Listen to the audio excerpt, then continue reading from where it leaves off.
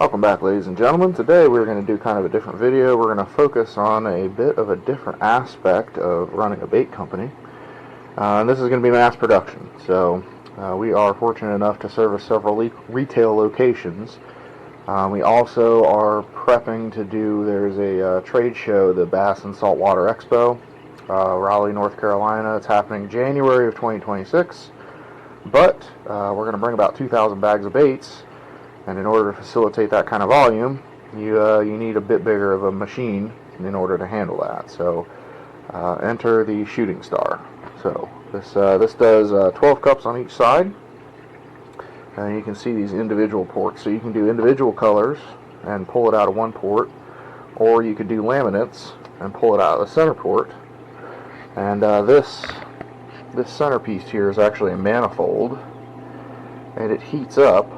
And the idea is you keep the injector in the manifold heating, so it always stays liquid. So you never have to clean this thing out. You never have to open up, like the bottom of the injector and pull the puck out or anything like that. It keeps it so hot that it keeps it liquid.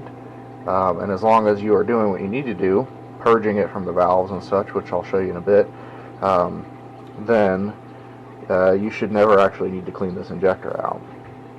So we're going to turn this on. I've got it set to about 315 on one side. We're just going to do 8 cups today. We're going to do Scuppernong, and right here, scroll over a little bit on the other side, I've got an air vise right here. I'll show you that here in a minute. I have molds. This is 7 molds. I actually have room to put an 8th, but I need to take this blank piece of aluminum and drill it out and actually attach it to the end here.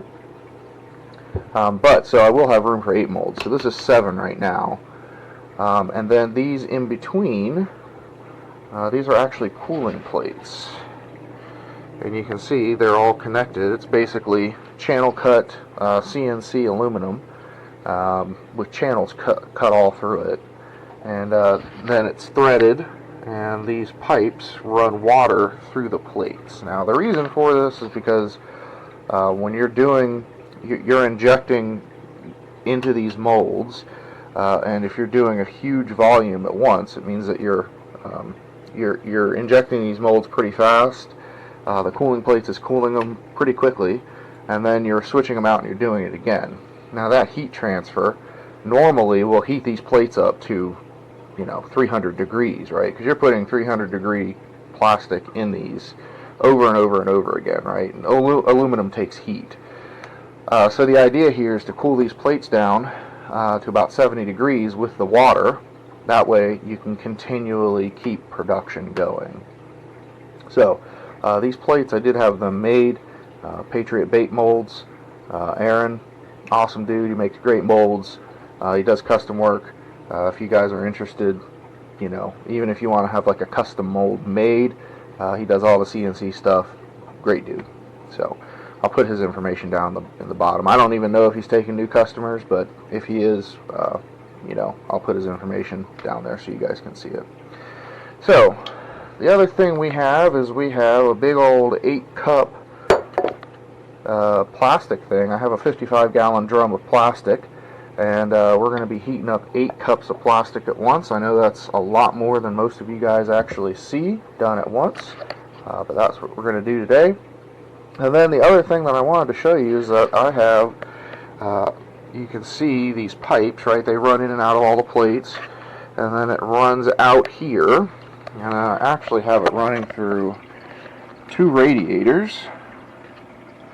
And I don't know if any of you have done, are engineers or have done any sort of cooling in the past, but in the previous light I built like high-end water-cooled computers and such, and we would use these radiators for water-cooled components and to dissipate the heat. So I have it running through 2 radiators, and then I just have it into this big chest cooler, and you can see it's full of water, and there is a submersible pool pump down at the bottom that is just pulling the water and pushing it all the way up back through this loop.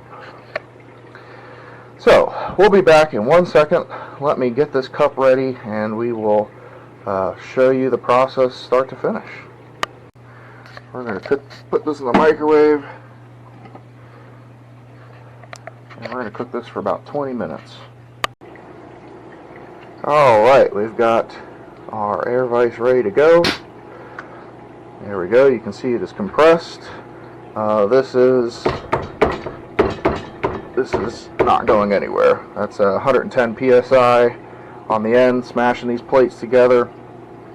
Not going anywhere. As you saw just a second ago, I take my hand, and that's me lifting the entire vise up, and none of these are moving.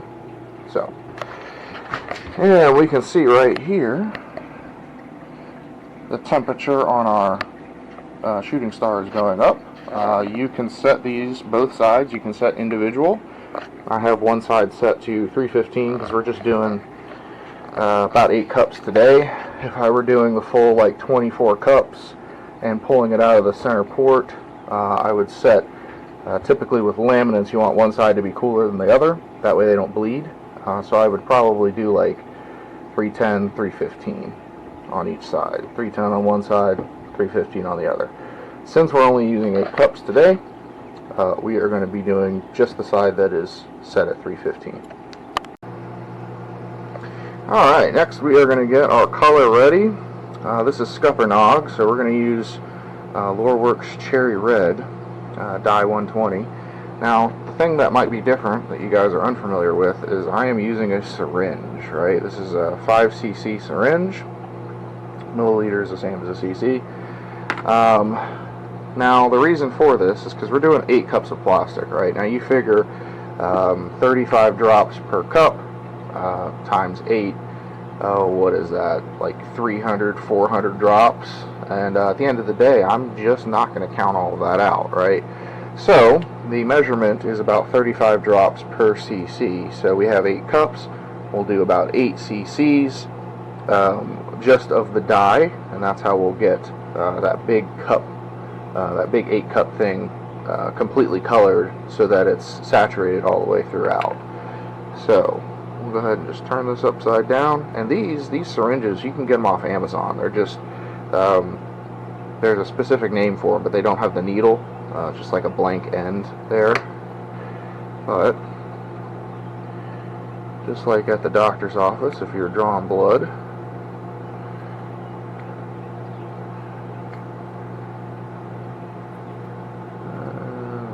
going on here.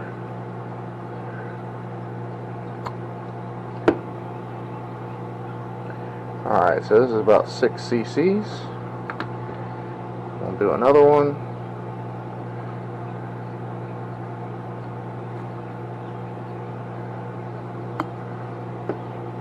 Like 2.5. So that's going to be all of our dye. And then we are going to use a bunch of chartreuse glitter. This is Scuppernong Candy, I guess. And then we're going to use some of this chameleon glitter, lava crawl. This stuff, I don't really like this stuff. This chameleon glitter, it's super heat sensitive. If you're not careful, it'll 100% curl and bleed. So honestly, I'm just trying to use this stuff up. It does look kind of very reflective in the bait, but I don't know that I'll be getting this stuff again. It's just, it's so much of a hassle to work with.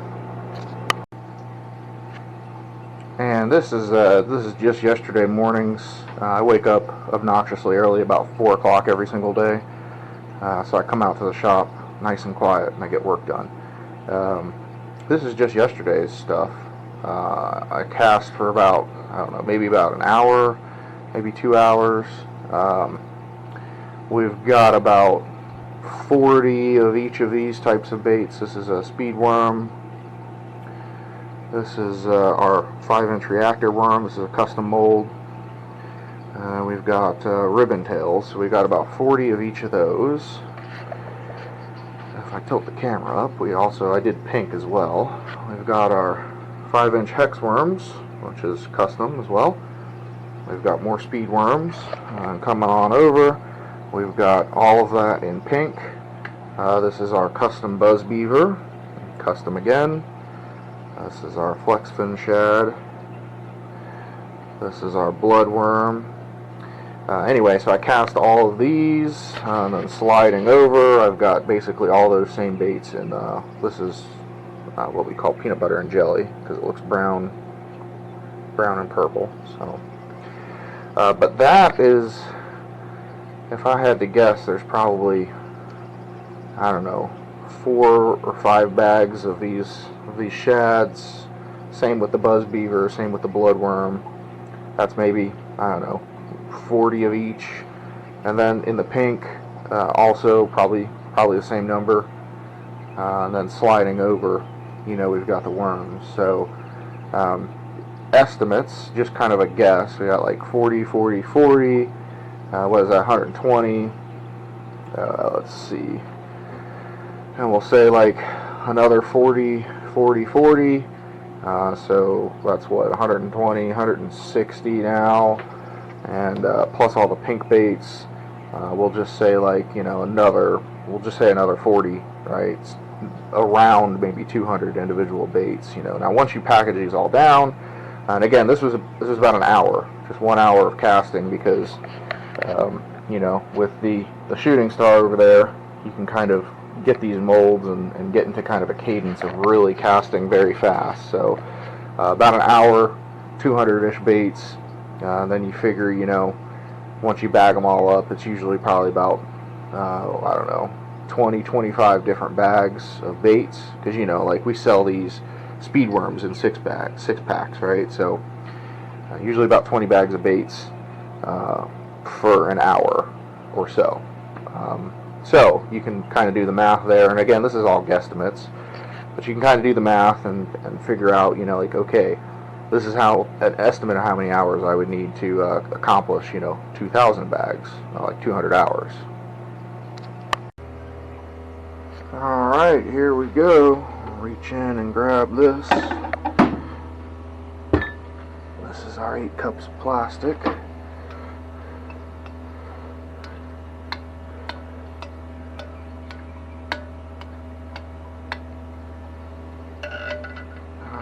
Now we're going to add our syringes. Also, please wear gloves during this. It's one thing to get away with not wearing gloves when you're using a microwave for like 2 cups, but man, you spill 8 cups of stuff on your skin, that's going to be burns all day long. Like, you're not going to have a good time. And plus, that shooting star machine, like I said, it's about 300 degrees. It's burning metal, man. You can't grab that injector with your bare hand. You can't touch the manifold. All of that just results in instantaneous burns. So, alright, we're just going to inject our color, just like that. And then I have a little box I put these in. I wash them out and just use them again. But we're going to mix our color up just like normal. And remember, this is Scuppernong, so it is, a little transparent, a little see-through. Alright, I think we need to heat it up just a tad more, but we're going to go ahead and go in with the flake. I know I said it's easy to wear gloves, but for adding flake I think I'll be fine. Flake, so normally do 1/4 teaspoon per cup. We got 8 cups, so that's 2 teaspoons of flake for the entire 8 cups. So we are going to be using this chartreuse flake. I know it's a bit sloppy looking. This is from Cinco Sam, and there is a teaspoon of the small flake, and let's go in with a teaspoon of the large flake. This is chartreuse. It's like a yellow to black color change type of deal. And then we're also going to do a teaspoon. We're going to go in with a teaspoon of this lava crawl chameleon glitter. So there we go. There's that. And we'll mix this in.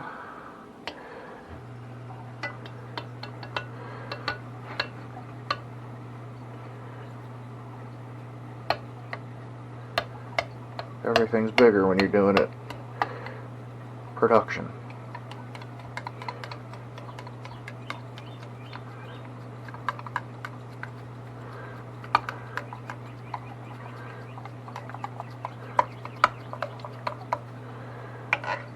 Alright,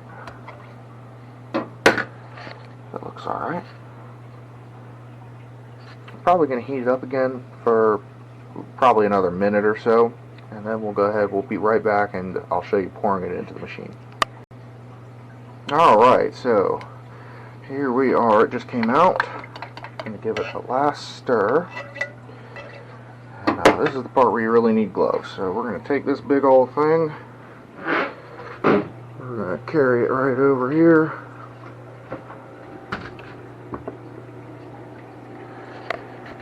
And we can see the top is off of this. So what we're going to do is we're just going to pour it in there. I don't think that, since I'm wearing this on a chest mount, my arms might obscure this, but we'll try to get this as good as we can. Just like this.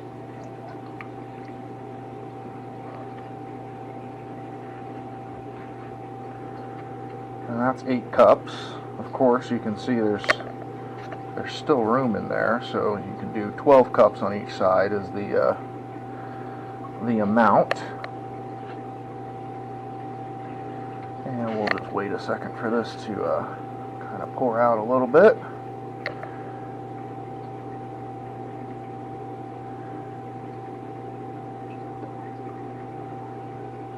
Alright, that's fine. We'll get some of this on the reheat. And we can see down here at the bottom, we're right at 316. This machine is built at keeping it within 5 degrees of whatever you set it at. And we're going to take the top here. This is a stirring motor. So we'll go ahead and get the top on. Tighten that down. We got a little peeky hole in case you need to add anything. That's about tight enough. And then right down here, we've got a stirring motor. So we can see, if I turn that up to about half, we can see this thing up here is rotating, and that's actually turning that paddle on the inside. So, we'll be back in 1 second, and we'll actually go through the process of shooting all of these molds. Alright, so we are ready to shoot these molds. We're going to take our injector off of our manifold here. And I'll show you guys the process here. You basically line it up. There we go, that's better. And then you twist it to lock it in. And that's locked in. You see, I can completely go hands-free. And now we want to, I do 3 draws. So we're going to pull the heat into the canisters, and we're going to purge it back into the bigger pot. We're going to pull the heat into the canisters, purge it back into the pot, right? And that just makes sure that this stays warm enough so that you don't have to worry about your plastic. So here we go. Pull the heat into the canisters.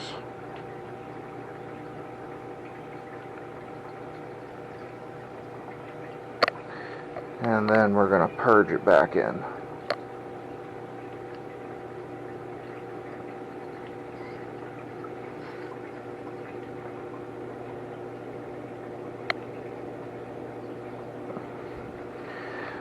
That's 1. Go with 2.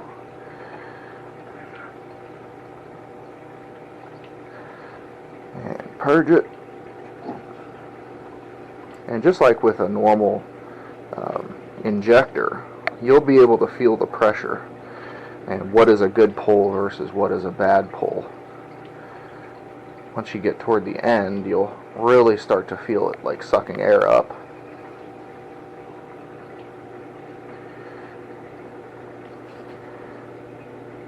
Alright, so that's our 3. So then let's just do nice and slow. We'll get the injector full.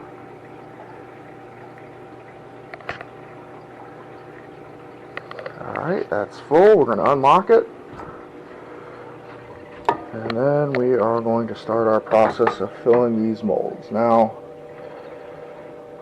this is going to be very different.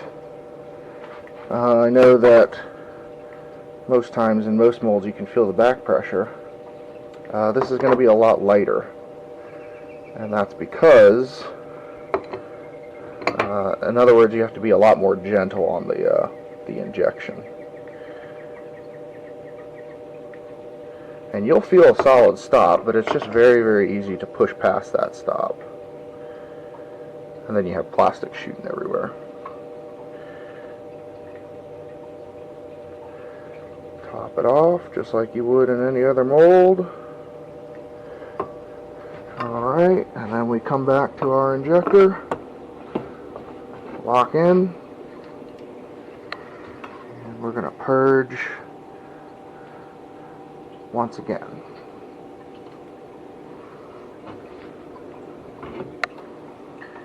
And then we'll hit these last 3 molds here.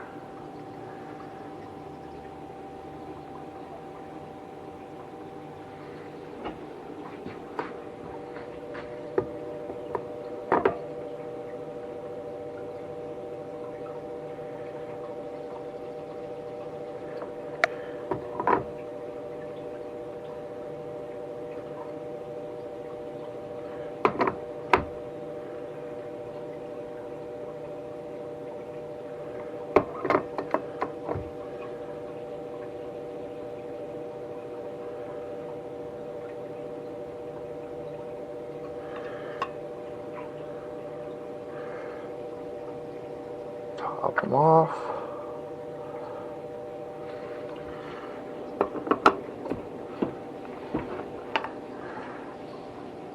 And then purge. You just want to make sure after every injection you purge it. And once you're done, you're going to put it right back up on the manifold. This gets hot. This stays about 300 degrees. And that's also why I was saying always wear gloves. This injector is bare metal. If you grab this without gloves, you're getting burned. You touch this manifold without gloves, you're getting burned. These pots get hot. Touch these without gloves, you're getting burned. A lot of risk. So just make sure that you're wearing gloves to try and reduce the risk. And we'll be back in 1 minute for a demold. Alright, and we are back. So first thing we're going to do is release this air vise. There we go. You can hear it kick on in the background as far as, taking the pressure back up. And then we're just going to start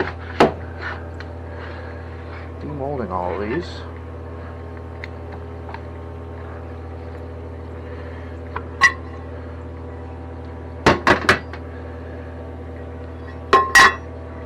There's our ribbon worms. And I usually just take them, toss them right there, and then later on we'll trim this sprue off. I'll reheat all the individual sprues. I'll put it back in the machine.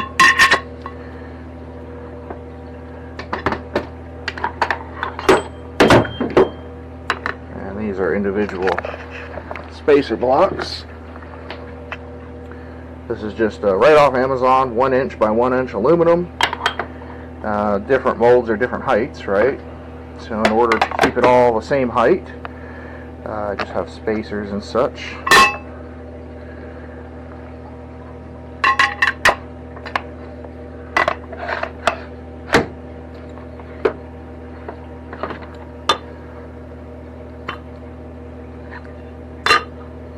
These are our shads.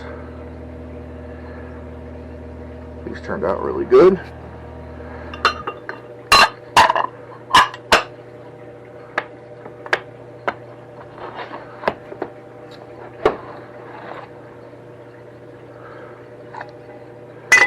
These are reactor worms. This is one of my favorite things to throw. If you're a finesse fisherman, this is like using a cheat code, man.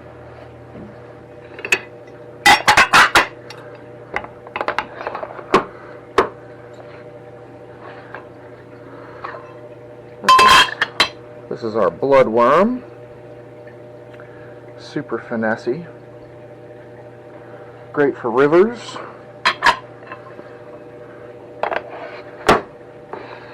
This is going to be our custom beaver.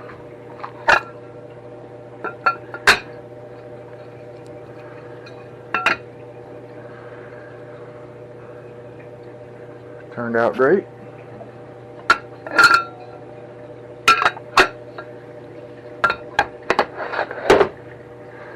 And our 2 ribbon worms, or sorry, speed worms. We already did the ribbon worms.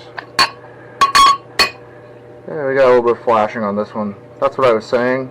If you're too forceful on the pressure of this, this is, like I said, this is very different than just shooting a regular mold.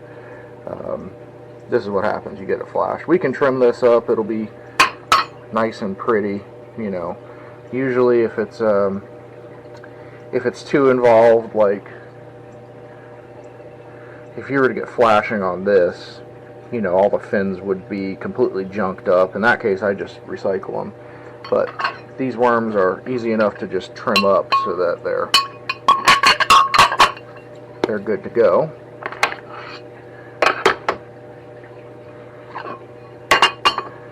Yeah, here's an example of one that shot really well. Those are our speed worms.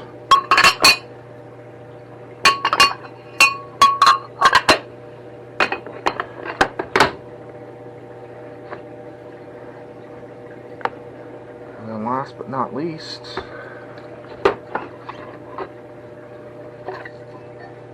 this is our custom 4-inch hex worm.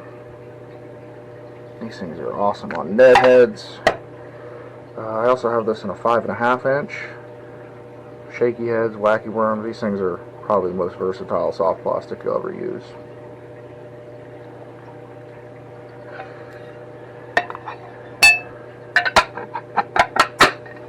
Alright, so there we go. And there's the air vise. And then it's just rinse and repeat. Let me show you over here.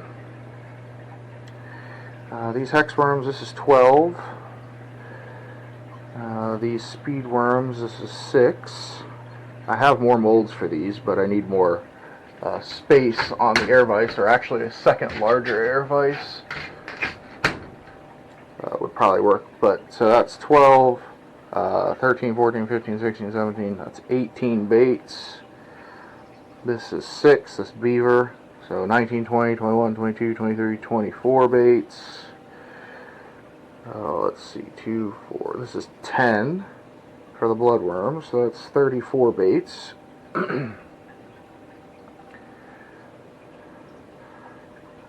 This is 10 for the reactor worm, so that's 44 baits. This is 6 for the shad, so that's 50. And then I've got 8 for the ribbon tails, so that's 58.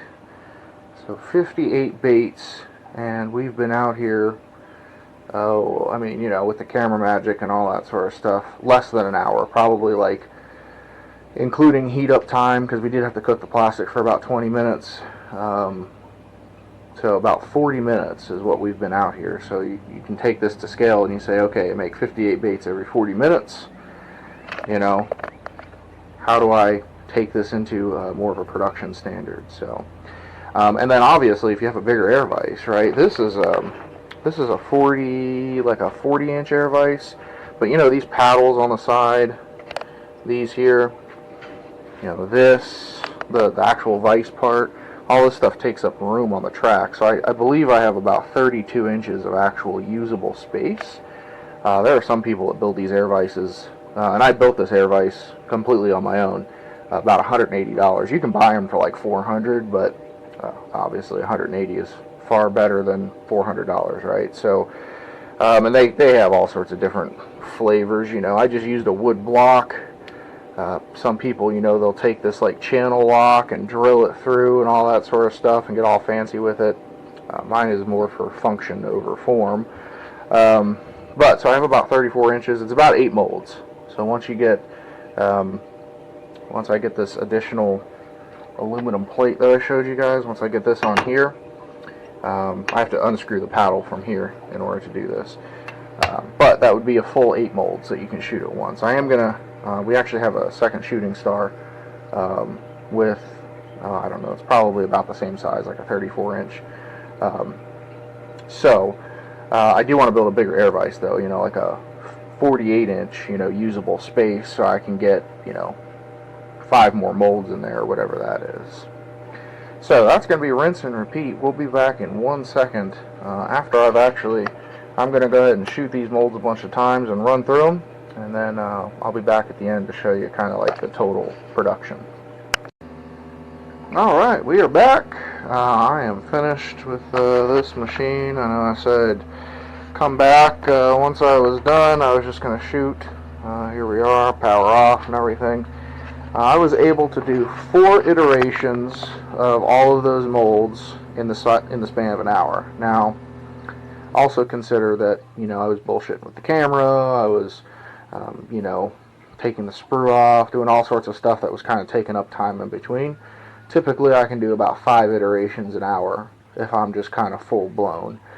Just kind of going, not filming, not doing all the additional stuff that takes up time. So, at 4 an hour, though, out of one side of that thing, that's about 230 baits an hour. So you can math that out, and it turns out to be a pretty good thing if you were to put, full 10 hours or something into it. If you use both sides of this thing, you can do and keep in mind that was also only 8 cups out of one side.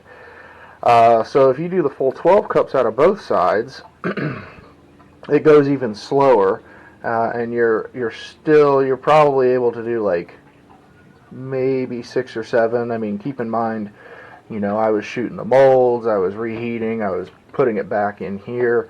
If you are just pulling it straight out of the center, you're basically, these are 14 ounces. This is 7 ounces on each side, so you're basically pulling 7 ounces out of each pot each time you fill this injector, which just means that you can go even faster. So with the full 12 cups on each side, you can usually do 7 or 8 iterations of the molds an hour.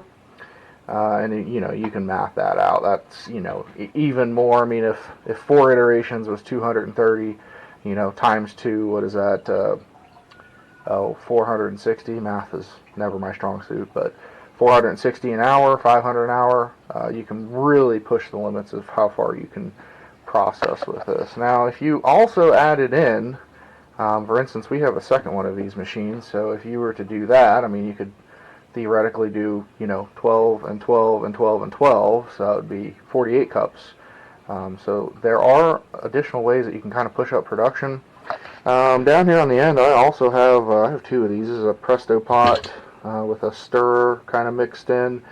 This will also do 12 cups. I have another one that will do 12 cups, and that I think that these are a little bit less efficient. They do, because the injector, you pretty much have to like hand inject. It's not going to stay heated or whatever like it is with this one. Now they do sell a little addition that latches onto this top piece here that holds the injector in the actual fluid, so it keeps it warm.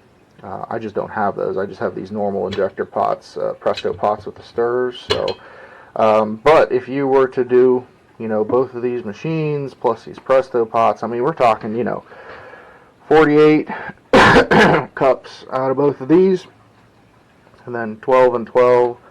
So what? 48, 58, 60. So is that 72 cups that you could process all at the same time? They have even bigger machines as well that, like Zorn. They have.